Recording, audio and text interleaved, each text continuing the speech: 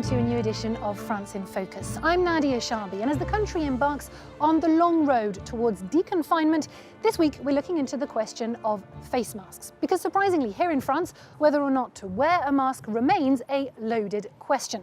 Faced with shortages at the start of the pandemic, French authorities initially rejected the idea of a globalized use before touting the device as an essential and, in some cases, compulsory component of a gradual return to normal life. Let's start with a look back at a controversial case of political flip-flopping.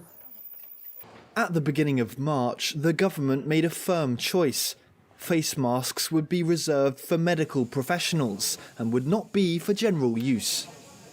L'usage du masque en population générale n'est pas recommandé et n'est pas utile. Les Français ne pourront pas acheter de masques dans les pharmacies parce que ce n'est pas nécessaire quand on n'est pas malade. A few weeks later, tens of millions of masks arrived on French soil, and the discourse started to change. At the end of April, the Prime Minister announced his exit strategy. Wearing a mask would be mandatory on public transport. For Edouard Philippe, the government wasn't the only one to have changed its mind. Les scientifiques eux-mêmes ont évolué. Au début, beaucoup nous disaient que le port du masque en population générale n'était pas nécessaire, que le risque du mauvais usage était supérieur aux avantages espérés. The change of course might be explained by the fact that at the start of the pandemic, the masks were simply not there. The shortage hit hospital workers the worst, and it was long overdue. The problem actually goes back to 2009, after the H1N1 virus epidemic. When the threat receded in 2010, France's stockpile of masks was estimated to be around 1 billion units. But the health minister at the time, Roselyne Bachelot, was accused of ordering too many. Je le regrette, c'est un gaspillage de deniers publics. Les masques, ils sont un stock de précaution, excusez-moi si ce mot devient un gros mot ici, ils sont un stock de précaution qui est destiné à toutes sortes de pandémies. There was a change of policy. The state's supply of masks would not be renewed. Less than 10 years later, the reserve was at its lowest level and the COVID-19 pandemic struck. So having more or less settled the question of whether to wear a mask, the issue becomes how to get hold of one.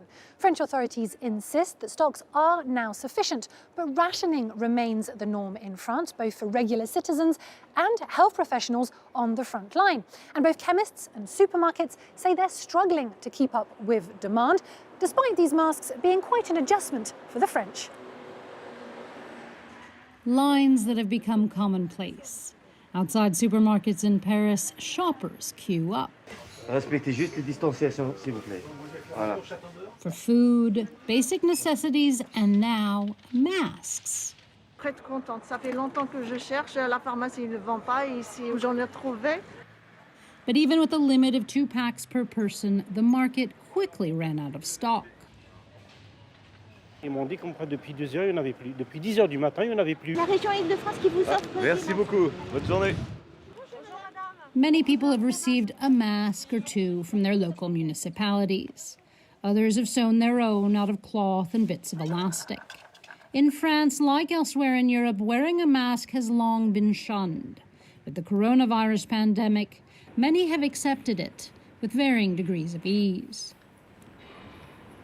À mon travail ou dans un commerce. Je porte systématiquement mon masque dans ces moments-là. On s'habitue très bien, je trouve. De temps en temps, je suis obligée de l'enlever parce que je me sens pas trop bien avec. Au tout début, effectivement, tout le monde se regardait à distance en se disant « Ouh là là, on fait attention, on a peur hein, sûrement aussi, beaucoup ». Et aujourd'hui, non, on est habitué, donc c'est mieux comme ça. In public, seeing a person wearing a mask is no longer surprising, even if it is loaded with meaning. Le Covid, il est invisible. Donc, qu'est-ce qui nous reste? Ce qui symbolise le Covid, le masque. Donc, le masque est support, on dirait en psy, expiatoire. C'est un très bon support pour la peur, la crainte, les inquiétudes, toutes les angoisses autour de ce virus. Adapting remains a challenge, for masks have altered how we communicate. On a tendance à considérer que les gens, au niveau de la communication, le relationnel, passe par 98% par le non-verbal, c'est-à-dire par la façon dont les gens tiennent leur regard, sourient, ne sourient pas. Et là, avec le masque, on a les 2 tiers du visage qui est bloqué, qui est fermé. le masque va nous obliger à être dans un autre mode relationnel, c'est-à-dire à apprendre à communiquer avec les yeux. Inconsciemment, on avait l'habitude de faire avec l'ensemble du visage. Some people have made masks with transparent mouths, like those made for the deaf and lip readers. Creative ways to help us communicate safely. Now, for those French citizens who have managed to lay their hands on masks, remains the question of how to use them efficiently. And to take a look at the science behind it all, let's cross now to our guest, epidemiologist Patrice François, who joins us from the Teaching Hospital of Grenoble, where staff have shared online a sewing pattern to make your own mask. Doctor, thank you very much for being with us. Bonjour. Hello, thanks for having me. Now, since the beginning of this crisis, you've been calling for a blanket use of face masks, or in fact of any type of face covering. Why is that? Amid all the uncertainty, one thing was obvious, that the disease was airborne and transmitted via our airways, by emitting tiny droplets of saliva through our breath or when talking, and projecting those droplets far and wide when we cough or sneeze. And those droplets contain the virus, so they'll hang in the air for a bit and then drop on surfaces around us. And the logical response, to limit their propagation, is obviously to cover our mouth and nose. So wearing a mask is a way of protecting others and protecting our surroundings when we carry the virus.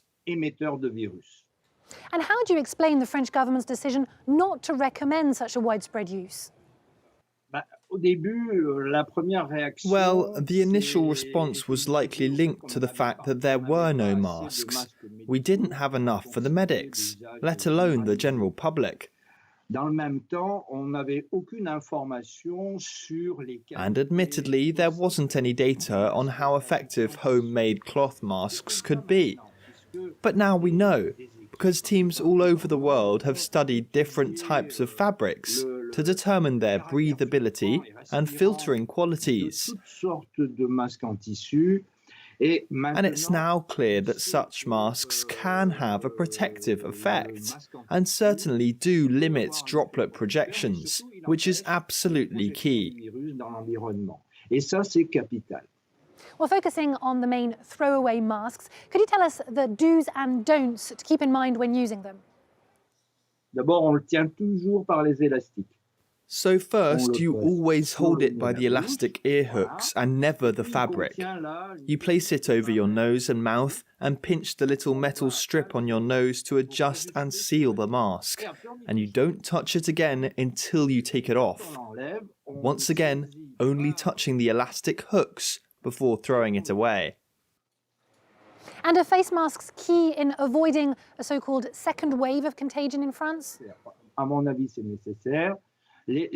think it's essential. People who present COVID-19 symptoms or who are in hospital, they're given a mask, and medical staff only go near them with a mask as well. So for those people, the situation is clear-cut. The issue is that it's estimated 30 to 40% of people carrying the virus don't present any symptoms, but they're still going about their daily lives and can transmit it. Those people are going to be hard to identify, yet they're the ones who'll be infecting your supermarkets and public transport, infecting surfaces that others will touch or breathe next to. And that's how the virus spreads. Dr. Patrice François, thank you very much for having been with us. My pleasure.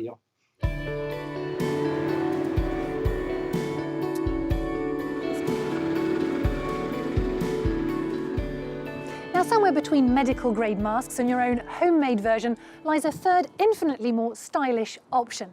France's fashion houses are feeling the impact of the crisis, but they're also chipping in by asking their homebound, high-end artisans to sew hundreds of face masks that are then distributed to hospitals and NGOs across the country, thereby fighting COVID with Couture. Every prick of a pin and each passing of a needle is done with expert precision. From the comfort of their confinement, 300 workers from one of France's luxury fashion houses are busy at home helping the country's medical personnel. Olivia Duché is one of the seamstresses. She makes between 20 and 25 masks a day.